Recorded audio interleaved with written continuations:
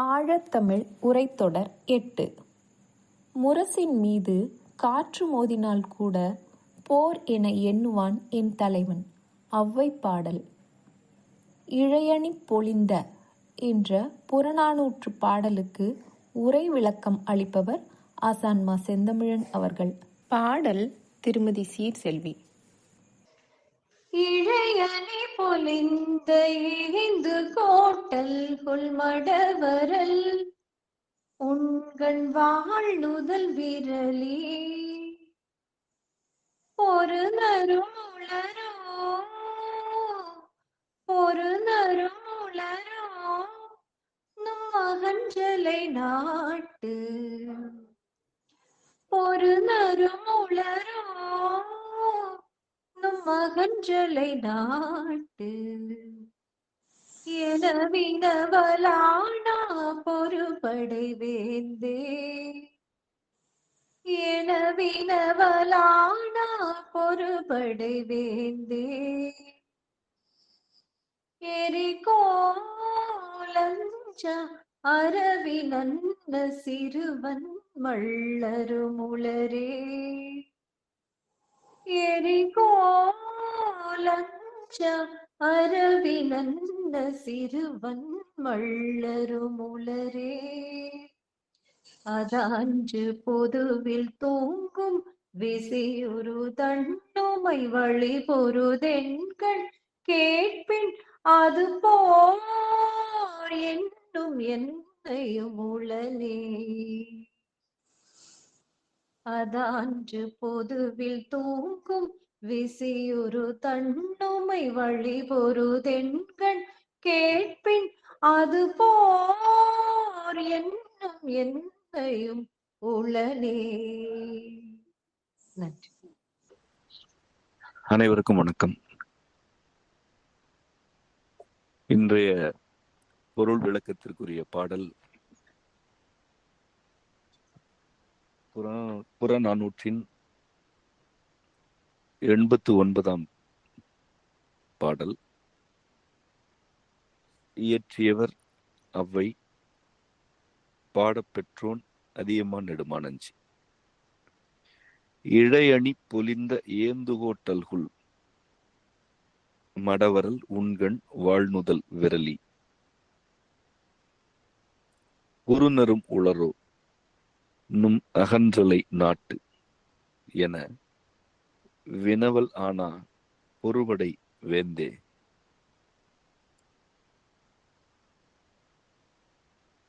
எரிகோல் அஞ்சா அரவினன்ன சிறுவன் மள்ளரும் உளரே அதான்று பொதுவில் தூங்கும் விசியுறு தண்ணுமை வழிவொரு தெண்கண் கேட்பின் அதுபோர் என்னும் என்னையும் உளனே. இது பாடல்.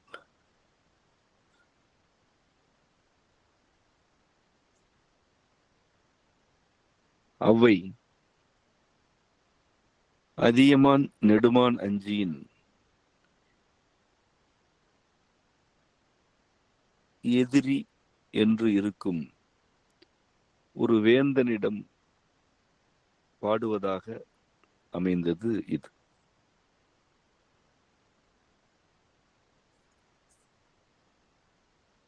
அவனை பொறுபடை வேந்தே என அவள் விழிக்கிறாள்.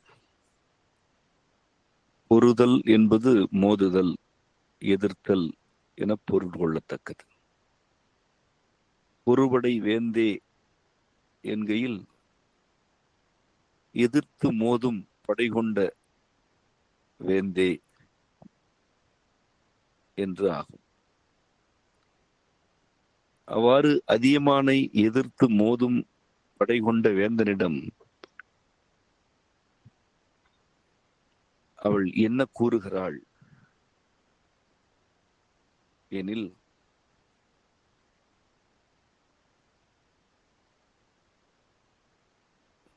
அதியனை எதிர்த்து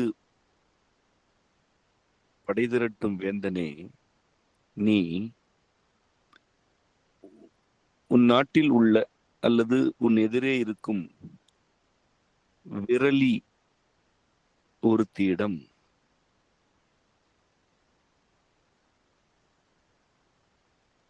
என்னை எதிர்ப்பவர்கள் உன் அகன்ற நாட்டில் உளரோ என கேட்கிறாய்.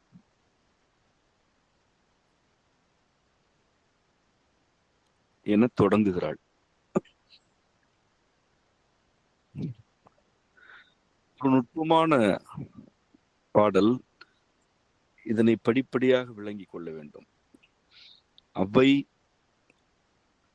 அதியனின் எதிரியாக இருக்கும் வேந்தனிடம்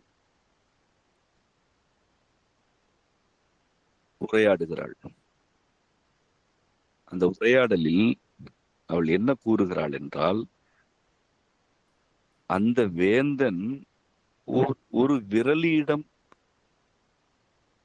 எழுப்பிய கேள்வியை குறிப்பிடுகிறாள்.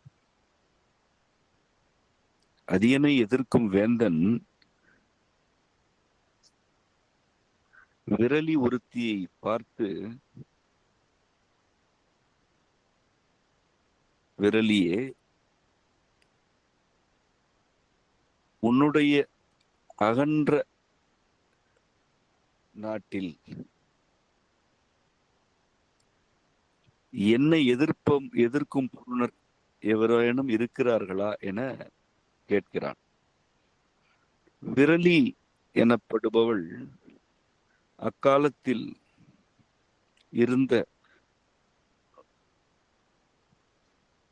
கலைத்துறை பெண். விரலர், விரலியர் ஆகியோர் இசை, கூத்து, நாடகம் ஆகியவற்றில் வல்லவர்கள். பாணர், விரலர், விரலியர் ஆகியோர்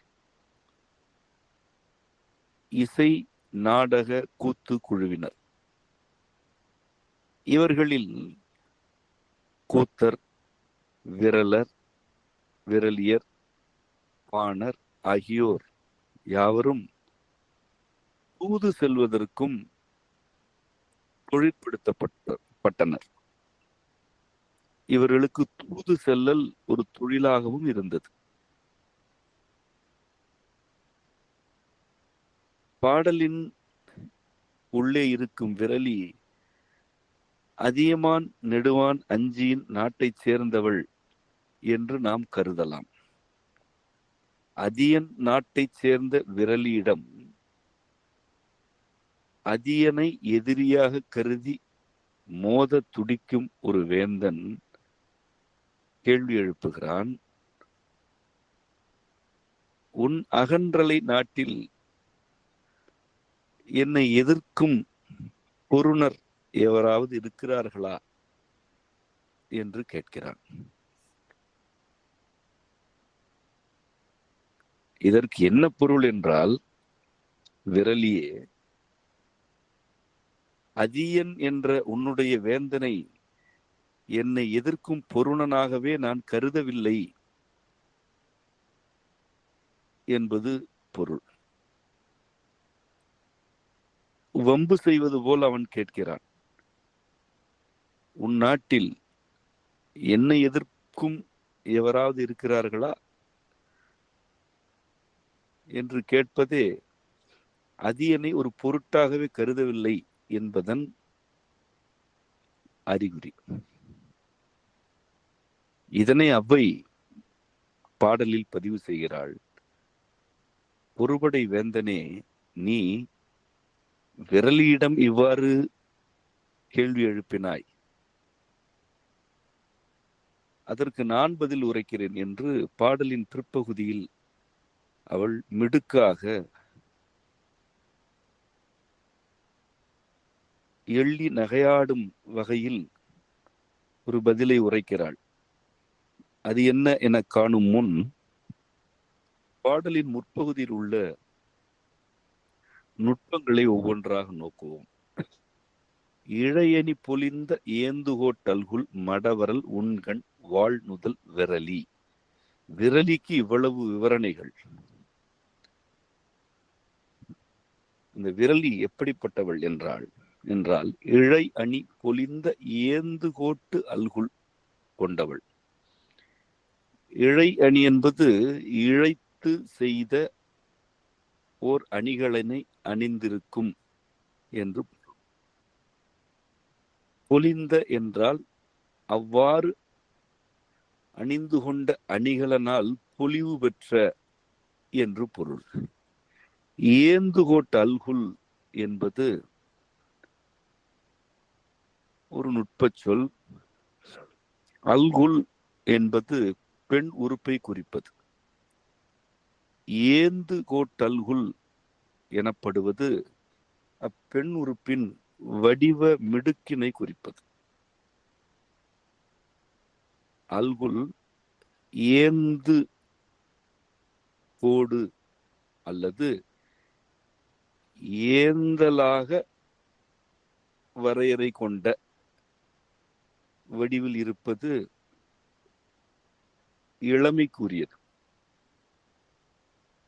அது மிகுதியாக புடைத்திருத்தல் அல்லது ஏந்தலும் இன்றி தாழ்ந்திருத்தல் ஆகியன இளமை குறைந்த அல்லது பொலிவு குறைந்த தோற்றத்திற்கு உரியன. இளம் நிலையில் அல்குல் ஏந்தலாக இருக்கும். ஏந்தலாக இருத்தல் என்பது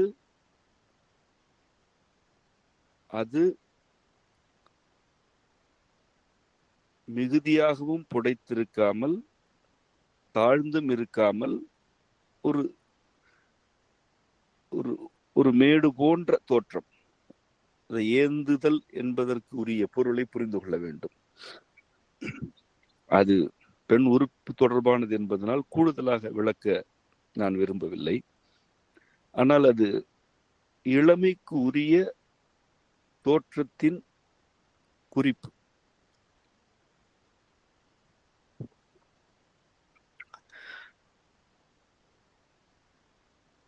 அக்காலத்தில்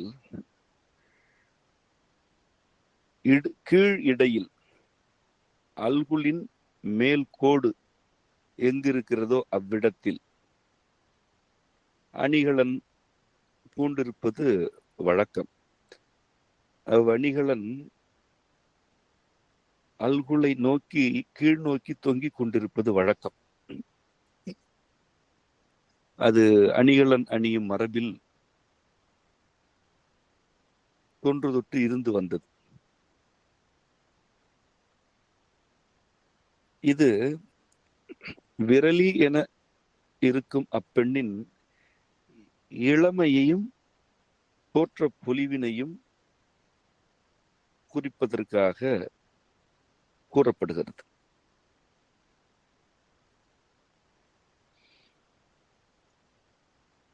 மடவரல் ஊன்கண் என்பதும்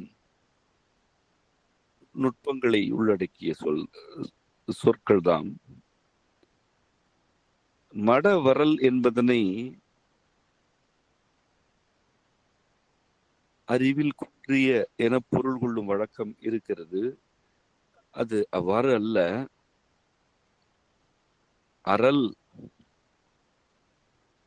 என்பது எனும் சொல், அரல் என்ற சொல்தான் மடவரல் என்று ஆகிறது. அரல் என்பது செவி வழியே கேட்டு அறிவினை பெறும் தன்மையை குறிப்பது. செவி செல்வம் அல்லது கேள்வி அறிவு என பழந்தமிழரால் குறிக்கப்பட்டது அரல் என்ற சொல்லுக்கு உரியது. மட அரல் என்றால் அவ்வாறு அறிவினை பெறுவதில், கேள்வி செல்வத்தை பெறுவதில் மட நிலையில் இருப்பவள். மடமை என்றால் என்ன? அது மூடத்தனம் என்று பொருளாகாது. போதிய விவரமின்மை என்று அதனை கொள்ள வேண்டும். எப்படி அல்குல் இளமைக்குரியதாக இருக்கிறதோ அதுபோல விரலியின் கேள்வி அறிவு இளமையாக இருக்கிறது என்று இதனை பொருள் கொள்ள வேண்டும். மடந்தை என்பது பெண்ணின் இளமையை குறிக்கும் சொல். அவள் முட்டாள் என்றதற்கு பொருள் அல்ல. மடந்தையாக இருக்கும் பெண் விரலியாக இருக்கிறாள். ஆனால் அவளை வெறும் மடந்தை என்று குறிக்காமல் மடவரல் என்று ஏன் அவ்வை பாடுகிறாள் என்றால், அவளுடைய அகவை இளமையாக இருக்கிறது என்று மட்டும் கொள்ள வேண்டியதில்லை. அவளுக்கு கேள்வி அறிவு இருக்கிறது, அது இன்னும் முதிர்ச்சி அடையாமல் இருக்கிறது என்று தெளிவாக குறிப்பிடுகிறாள். அந்த விரலி ஏந்துகோட்டு அல்குல் கொண்டு இளமை தோற்றத்துடன் பொலிவாக இருக்கிறாள். அதில் இழை அணி கொண்டு அணிகலனும் உறுப்புக்கு பொலிவு தருகிறது. அவளுடைய அறிவு இளமைத்தன்மையுடன் இருக்கிறது, இன்னும் முதிர்ச்சி அடையவில்லை ஆகிய கருத்துக்களை இணைத்து இங்கு பொருள் கொள்ள வேண்டும். உன் கண் என்பது பலவிடங்களில் குறிக்கப்படும் ஒரு ஓமை. அவளுடைய கண்ணே காண்பவர்களை உண்டுவிடும் என்றுதான் இதற்கு நேரடியாக பொருள் கொள்ள வேண்டும். அவ்வளவு ஈர்க்கும் விழிகளை உடைய பெண் அவள். வாழ்நுதல் என்பதும் அவளுடைய இளமை தோற்றம், பொலிவுடைய தோற்றத்தை குறிப்பினவே.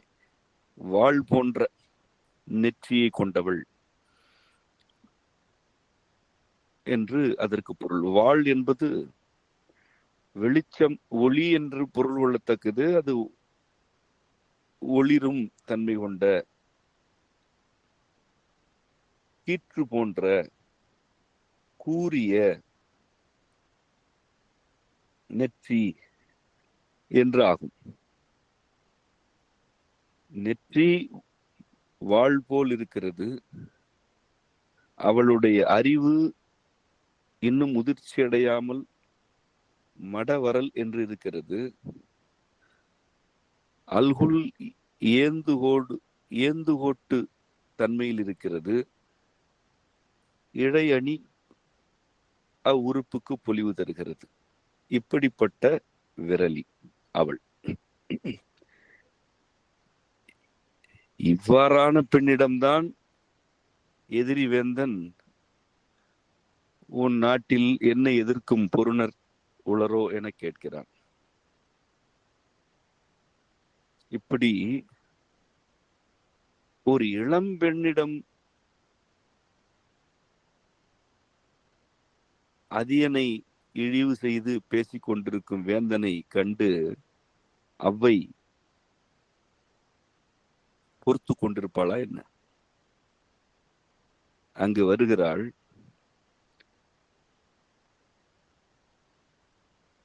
இழையணின் பொலிந்த ஏந்துகோட்டல்குள் மடவரல் உண்கண் வாழ்நுதல் விரலியிடம் உன் நாட்டில் என்னை எதிர்ப்பவர் உளரோ என்று கேட்கிறாய வேந்தனே,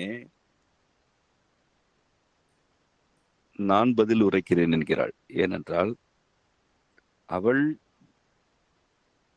அறிவில் முதிர்ச்சி அடையாத, இன்னும் தன் அல்குலுக்கு கூட இழையணி அணிந்து கொண்டிருக்கும் ஒரு இளம் பெண் அவள்.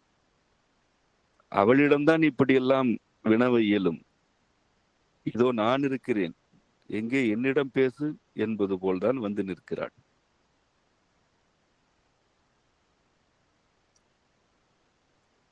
அகன்றலை நாட்டு என்பது அகன்று அலையும் நாடு என பொருள் கொள்ளப்பட வேண்டியது. அதியனுடைய நாடு அகன்று கொண்டிருக்கிறது. அதே வேளை அது ஒரு நிலைத்தன்மை இல்லாமல் ஒரு அலைகளோடும் இருக்கிறது என்று அவ்வேந்தன் கருதுகிறான்.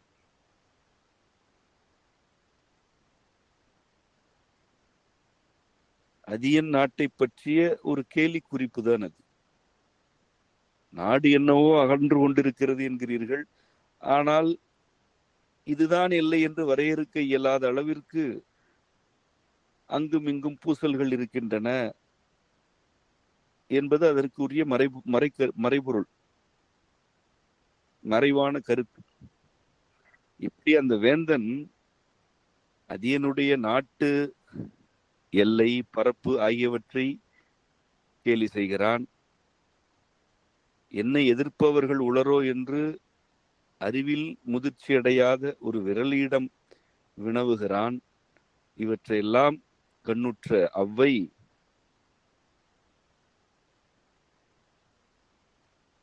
இதோ உனக்கு நான் பதில் கூறுகிறேன் என்று வந்து நிற்கிறாள். ஏனெனில் அவ்வை அறிவில் சிறந்தவள், அவள் இளமையிலும் மேம்பட்டவள். அதியனும் இளைஞனே,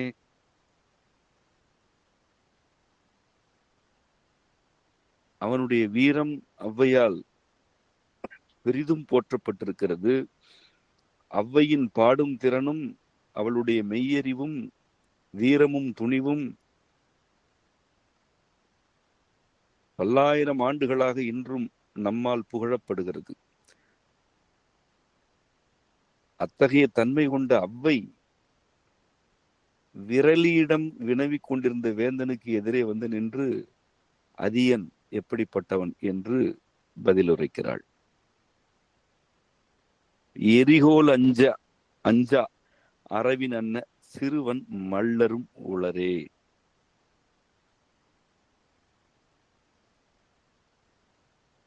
ஒருபடை வேந்தே, எங்கள் நாட்டில்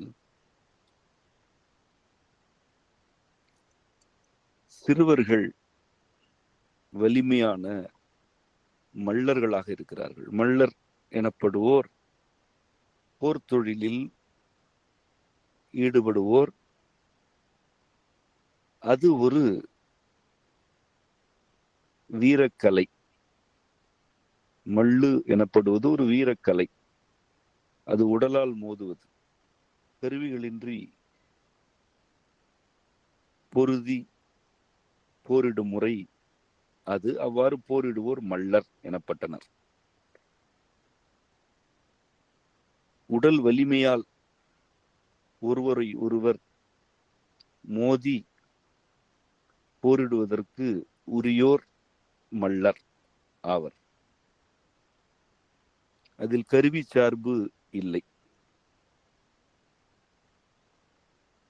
எம் நாட்டில் சிறுவன் மல்லர் இருக்கிறார்கள். சிறுவர்கள் ஆனால் வலிமையான மல்லர்கள் இருக்கிறார்கள் என்கிறாள். அவர்கள் எப்படிப்பட்டவர்கள் என்றால், எரிகோல் அஞ்சா அரவின் அன்ன. ஓர் அரவம் அல்லது நாகம் படமெடுத்து ஆடிக்கொண்டிருக்கிறது. அது சீறுகிறது. அதனை நோக்கி ஒரு சிறிய கோலை எறிந்தால் அது அஞ்சு ஓடாது. அது மேலும் சீரும், தாக்க துணியும். அவ்வாறு எங்கள் நாட்டில் உள்ள சிறு வன் மல்லர்கள் எதிர்ப்பு வந்துவிட்டால் அஞ்சு ஓடுபவர்கள் அல்ல, அல்லர் எதிர்த்து நின்று நாகம் படமெடுப்பது போல் சீறுவது போல் தாக்க துணிபவர்கள் என்று தொடங்குகிறாள்.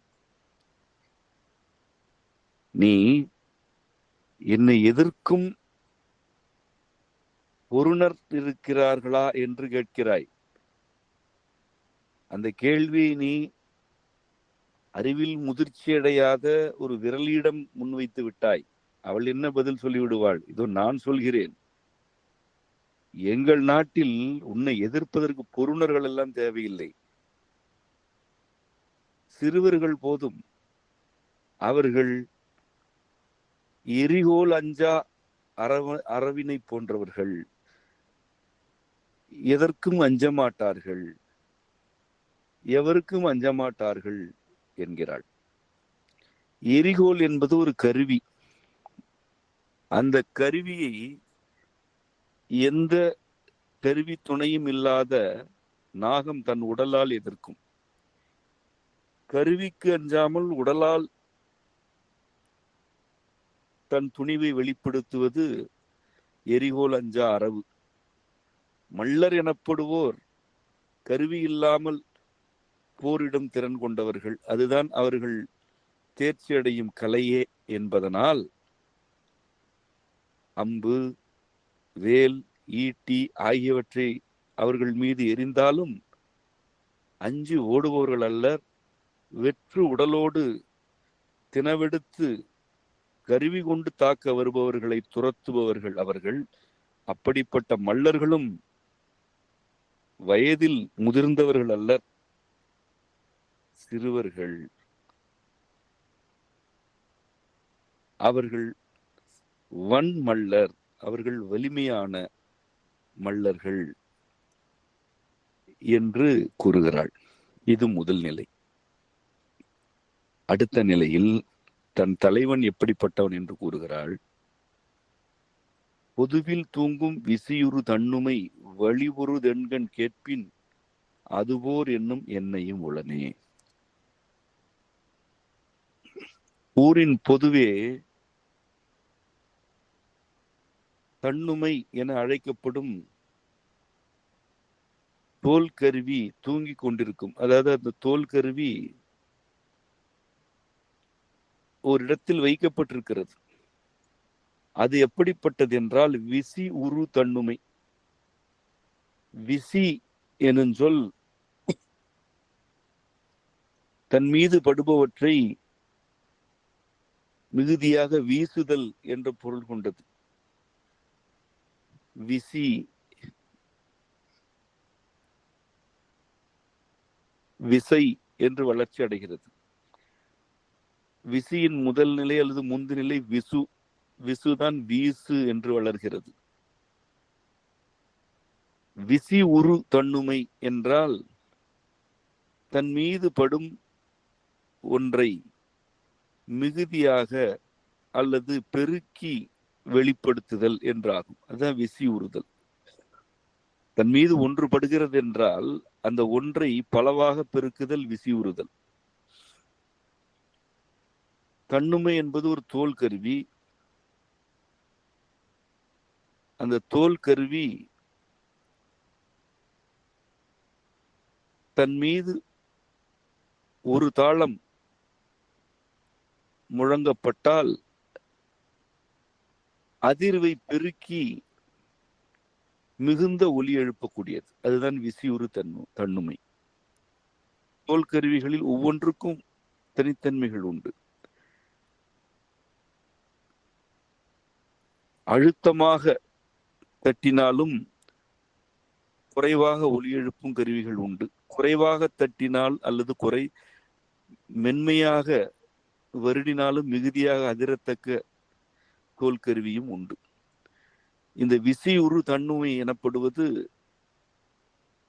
குறைந்த அழுத்தம் கொடுத்தாலும் மிகுதியான ஒலி எழுப்பக்கூடியது ஆகும். இந்த தன்னுமை வழி பொருது எண்கண் கேட்பின். இந்த தன்னுமையின் மீது வழி பொருது காற்று அதன் மீது பொருதி அல்லது மோதி எண்கண் கேட்பின். எண்கண் எனப்படுவது ஒரு நுட்ப சொல்.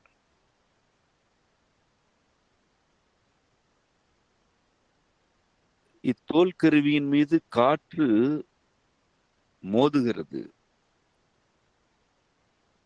அது எப்படி மோதுகிறது என்றால் எண் கண் கேட்கும் அளவிற்கு கேட்பது போல் மோதுகிறது. எண்கண் என்றால்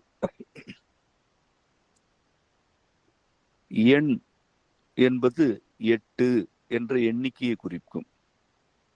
அதுதான் நிறைவு, அதற்கு மேல் இல்லை. அது இசையில் இன்றியமையா குறிப்பு. இசையின் எல்லா அளவைகளும் 8க்குள் அடக்கம். எண்கண் கேட்டல் என்பது அதன் எல்லா அளவைகளுக்கும் ஒலி எழும்பும் வாயில் திறந்து கேட்டல். கண் எனப்படுவது வாயில். ஒரு இசைக்கருவி இருக்கிறது, அதன் மீது வழியாகிய காற்று மோதுகிறது. இப்படி மோதும் பொழுது அதன் முழுமையான அதிர்வு வெளிப்படுகிறது என்பதனை அதிநுட்பமாக அவ்வை பாடுகிறாள். எண்கண் கேட்பின் என்கிறாள். அதனுடைய 8 கண்களும் ஒலி எழுப்பினால் எப்படி இருக்குமோ அப்படி என்கிறாள். கண் என்பது வாயிலை குறிக்கும். இவ்விடத்தில் மதகுகளில் கூட இன்றும் 20 கண் மதகு, 10 கண் மதகு என்று அழைக்கும் வழக்கம் புழக்கத்தில் உள்ளது. 20 மதகுகள் இருக்கின்றன என்பதனை 20 கண் மதகு என்று ஏன் அழைக்கிறோம்?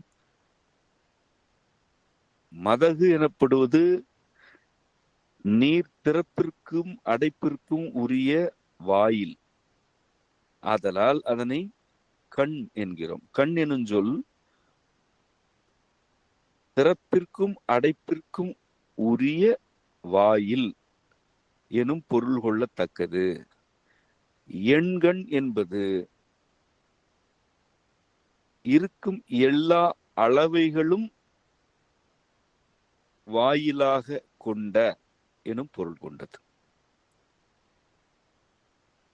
பொதுவில் தூங்கும் விசியுறு தன்னுமை வழி பொருது எண்கண் கேட்பின், வழி பொருதும் எண்கண் கேட்பின் அதுபோர் என்னும் என்னையும் உளனே. அவ்வாறு அந்த தன்னுமையின் அதிர்வு முழுமையாக வெளிப்பட்டு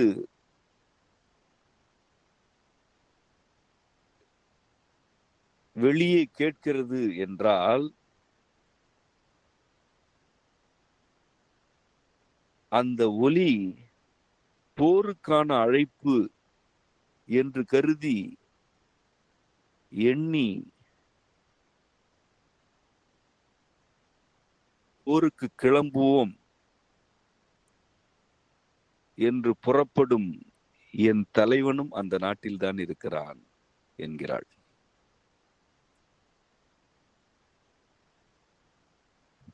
ஒருபடை வேந்தே, நீ ஏதோ ஒரு விரலியிடம் வம்பிழுத்து கொண்டிருக்கிறாய்.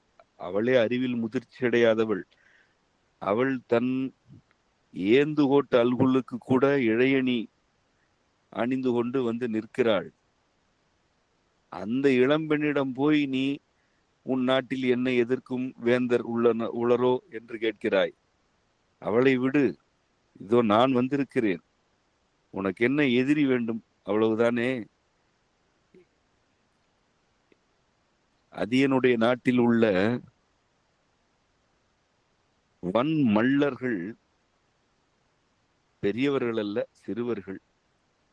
நீ எந்த கருவியை அவர்கள் மீது எரிந்தாலும் எரிகோளுக்கு அஞ்சாமல் படமெடுத்து சீரும் நாகத்தை போல் தம் உடல் வலிமையே அடிப்படையாக கொண்டு சீறுபவர்கள் அந்த சிறுவர்கள். இவர்கள் ஒருபுறம் இருக்கிறார்கள். பொதுவில் தூங்கிக் கொண்டிருக்கும் தன்னுமையின் மீது காற்று மோதினாலே அதிலிருந்து முழு அதிர்வோடு ஒலி எழும்பும் ஊர் எங்களுடைய ஊர். அந்த காற்று மோதி தன்னுமை எழுப்பும் ஒலியை கேட்டால் அது போர் என்று கருதி ஆயுதங்களை தூக்கும் என் ஆகிய என் தலைவன் அந்த நாட்டில்தான் இருக்கிறான்.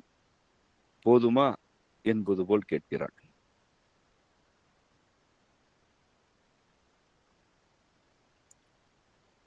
மடவரல் விரலியிடம் ஒருவடை வேந்தன் வம்பு செய்கிறான். அதற்கு ஈடாக சிறுவர்களே பெரும் வீரர்கள் என்று கொண்டு போய் நிறுத்துகிறாள்.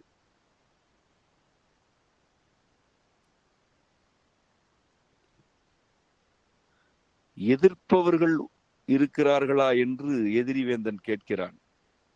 என்னுடைய தலைவன் படையை எதிர்ப்பவன் அல்லன். ஒரு தோல் கருவி மீது காற்று மோதி அதன் அதிர்வு வெளிப்பட்டாலே அதனை போர் என கருதி கொண்டு ஆயுதத்தை தூக்குபவன். அவனுக்கு எதிரிகள் எல்லாம் வந்து சேர வேண்டியதில்லை. தன்னுமை எழுப்பும் ஆர்ப்பரிப்பு போதும் போருக்கு கிளம்புவதற்கு. அவன் அப்படி எந்நேரம் அந்த காற்று தன்னுமையின் மீது பட்டு ஒலித்தாலும் ஆயுதத்தை தூக்கி கொண்டு போர் என்று கிளம்புபவன். நீ என்னவோ எதிரிகள் இருக்கிறார்களா என்று கேட்கிறாய் என்று அவ்வை தன் தலைவனின் அருஞ்சிறப்பை விதந்து ஓதும் பாடல் இது. இத்துடன் இப்பாடலுக்குரிய விளக்கம் நிறைவடைந்தது. பாடல் பயிற்சி தொடரட்டும். உங்கள் அனைவருக்கும் அம்மையப்பர் அருள் நிறைவதாக. நன்றி.